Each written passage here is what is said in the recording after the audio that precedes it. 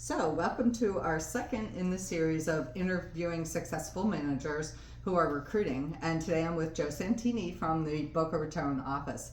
So, Joe, you started a while ago, and I remember that you decided to make a transition. You had to change over your staff, and it was a big change because you had an incredible SSA that landed up being our lead SSA. So, you lost her from the office, and both of you were really in a rhythm together with recruiting and everything else that had to be done with the office, and all of a sudden, she was gone and you had nada, right? So you brought in two more staff people, and talk to me a little bit about your change and what you decided to do with your staff as it relates to recruiting. Sure. So actually that was painful, like losing that person, and we'll talk about that more today. But I did kind of duplicate and brought in two great people. So I brought in one of the people, Kristen, my SSA, who took over the recruiting reins. That's what Jessica was doing.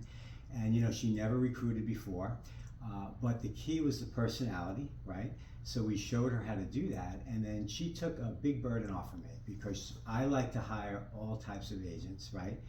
Big, small, medium. So she does a lot of the heavy lifting with maybe not the big tarps, but some of the other ones. So I felt that was important for the office. I think we do well with them. Some of them have turned into good agents. And so she filled that role. And then, Nick, the other SSA, even though he's really busy, he's at the front desk, but he contributes to recruiting by doing the co-ops. So he provides the co-op information to us or to the assistant manager. So every day we're calling co-ops, we're emailing co-ops, and that's kind of his contribution. So if you add that together with the sales specialist and then me chasing some of the bigger agents, you have a complete recruiting package, and it's just not all on me, which it shouldn't be. Yeah. So how did you get from zero to recruiting with your SSA? You hired her, she, I'm sure, was, yay, I'd love to make those phone calls. How did you get her from where she began to where she is today? She's highly effective.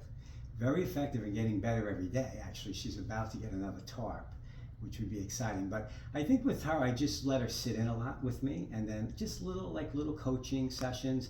With the right personality, she was all game. She was excited to do it. She gets a lot of satisfaction from it.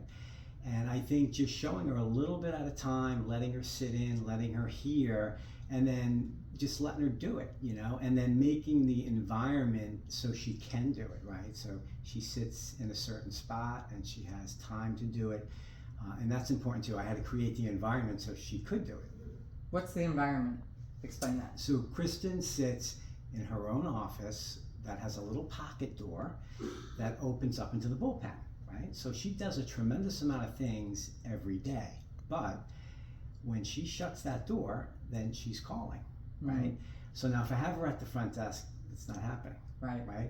So she's effective at it. And the key is she does it. There's no micromanaging with Kristen. She does a full day. And very much like Jessica did the same thing, full day, and they just do it.